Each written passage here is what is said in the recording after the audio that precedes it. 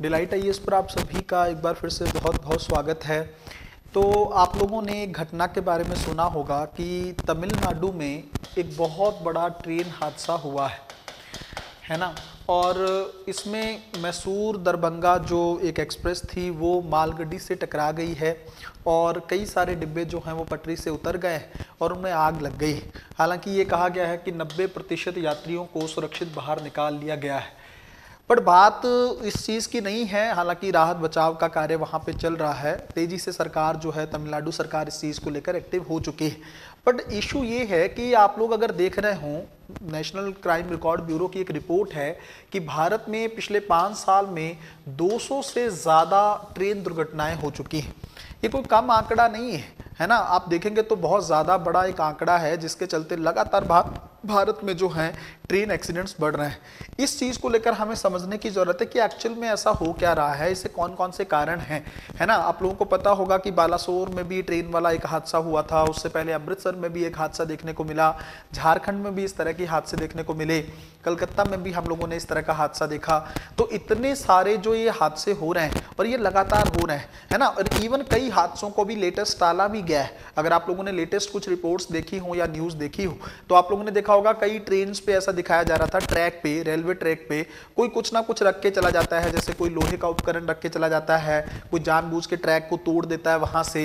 इस तरह की घटनाएं, है ना। तो ये क्यों हो रहा है ऐसा भारत में, इस तरह के पीछे कौन कौन से कारण हो सकते हैं और क्या करने की जरूरत है जिसके चलते रेलवे को थोड़ा ज्यादा अच्छे तरीके से सुरक्षित किया जा सके।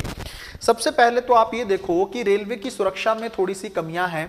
एक तो मानव की त्रुटि होती है ना, जो रेलवे कई बार इस चीज को लेकर बोल देता है। हालांकि रेलवे की तरफ से मैक्सिमम यही आंसर दिया जाता है कि भाई जांच हो रही है और कमेटी गठित कर दी गई है, और कब जांच होगी, कब रिपोर्ट आएगी, अभी तक मुझे ऐसा देखने को नहीं मिलता है।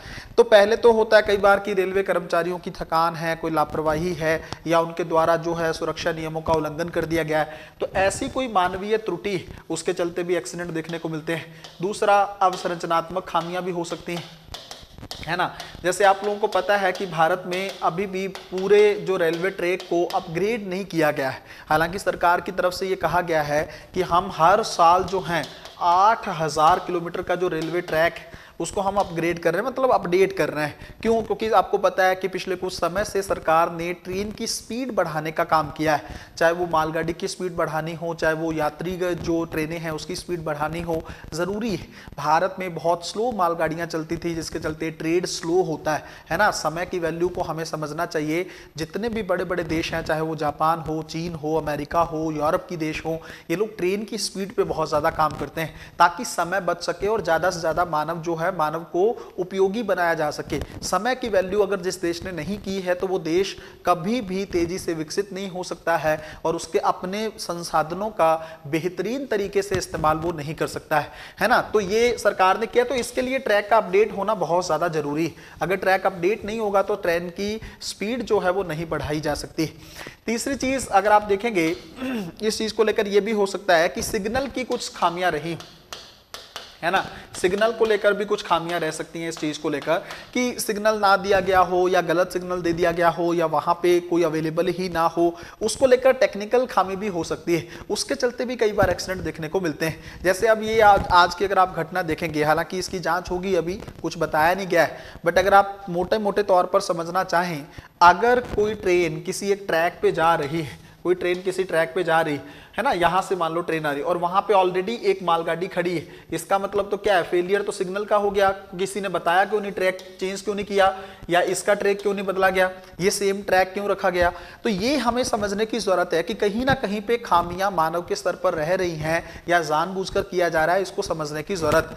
अगर आप लेटेस्ट वाली कुछ घटनाएं देखेंगे, है ना, तो जानबूझ के चूक क्रिएट की जा रही है ना, या तो पटरियों के अंदर कुछ लोहे का उपकरण रखा जा रहा है, इसके पीछे कोई बड़ी घटना भी हो सकती है ना। कोई बड़े आतंकी ग्रुप का भी वो हो सकता है कि वो चाहते हो कि बड़ी किसी घटना को अंजाम देना हो, बड़े स्तर का ट्रेन हादसा करवाना हो, ये हो सकता है। क्यों? क्योंकि मैंने कुछ तस्वीरें पिछले दिनों में देखी हैं जिसमें किसी ना किसी ट्रेन के ट्रैक पर कुछ ना कुछ कमी करने की कोशिश की जाती है। वो तो अच्छी बात है कि अथॉरिटीज को पहले पता चल जाता है और उस हादसे को टाल दिया जाता है।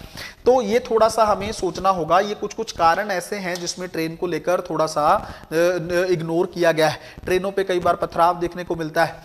तो क्या करने की जरूरत है? सबसे पहले तो आप ना तो अपडेट करिए चीजों को, अपडेट करना होगा अवसंरचना को।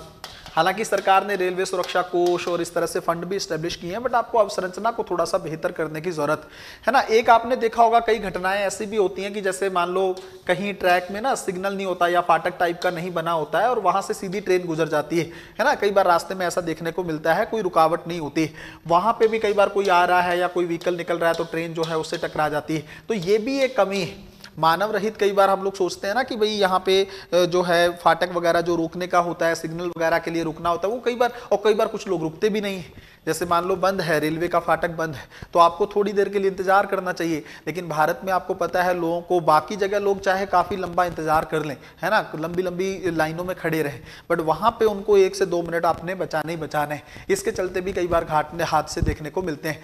तो सरकार ने ना पिछले कुछ समय से अगर आप देखेंगे तो रेलवे पे सरकार ने अच्छा ध्यान दिया है। रेलवे की सफाई को लेकर सरकार ने, पहले रेलवे की ट्रेनें बहुत बुरी रहती थी, अब अगर आप देखोगे तो ट्रेनें बहुत अच्छी हैं। दूसरा, रेलवे ट्रैक जो है वो पहले से जो प्लेटफॉर्म है वहां पे भी काफी सफाई देखने को मिलती है। स्वच्छता को लेकर सरकार ने काम किया है, सरकार ने ट्रेन की स्पीड को लेकर काम किया है, इंफ्रास्ट्रक्चर को लेकर भी सरकार ने इवन प्राइवेट इन्वेस्टमेंट को अलाउ किया है। आपको पता है कि रेलवे में अवसंरचनात्मक स्तर पर सरकार ने 100% एफडीआई को अलाउ कर रखा है। तो प्राइवेट सेक्टर को सरकार लाना चाहती है। हालांकि ऑपरेटिंग सिस्टम के तौर पर अभी प्राइवेट सेक्टर सरकार नहीं लाई है, वो लाना भी नहीं चाहिए। उसके लिए थोड़ा सा प्राइवेट सेक्टर पे अभी जल्दी भरोसा करना ठीक नहीं होगा। हालांकि ऐसा नहीं है कि प्राइवेट सेक्टर कर नहीं सकता है। अगर आप यूरोप की ट्रेनें देखेंगे, आप चाइना में देखेंगे तो प्राइवेट सेक्टर ठीक ठाक काम करता है। ऐसा नहीं है कि वो लोग नहीं अच्छे से ऑपरेट कर सकते ट्रेनों को, बट जिस तरह की घटनाएं हो रही है ना, तो ऐसी सिचुएशन में तो अभी प्राइवेट सेक्टर को ऑपरेटिंग सिस्टम, मतलब ट्रेनों को ऑपरेट करने का अथॉरिटी देना, ये अपने आप में एक जल्दबाजी होगी, एक बड़ा डिसीजन होगा। सरकार को अवसंरचनात्मक स्तर पर थोड़ा काम करना होगा और खास करके रेलवे ट्रैक को लेकर। बहुत पुराना ट्रैक हो चुका है, अंग्रेजों के टाइम पे ज्यादा ट्रैक बना था, आप लोगों को पता है, उसको थोड़ा सा अपडेट करने की जरूरत है। और जो मानव की कमियां है ना, मानव की जो त्रुटियां हैं, जो कमियां, इसको लेकर सख्त एक्शन लिए जाने की जरूरत है। सख्त कार्रवाई बहुत ज्यादा जरूरी है, क्योंकि देखो किसी एक पर्सन की जान की बात नहीं है, कई सारी जानें एक साथ जा सकती हैं इस तरह के एक्सीडेंट में। तो हमें ये सोचना है कि देखो इस मामले में किसी को बख्शना वो ठीक नहीं है, आपको बड़े स्तर पर जांच करने की जरूरत होती है। रेलवे सिर्फ जांच को लेकर ही काम करता रहता है ना। रेलवे को भी इस चीज को समझने की जरूरत, अगर आप दोषी ही नहीं ठहराओगे किसी को तो अगली बार फिर से सेम रिपीटेशन पर वो गलतियां होती रहेंगी ना, कैसे उन चीजों को थोड़ा सा डील कर पाओगे आप। तो अच्छे स्तर पर और बड़े स्तर पर सरकार को इस मामले में ध्यान देने की जरूरत है। रेलवे, आप लोग जानते हैं कि इसको गरीब की गाड़ी बोला जाता है ना।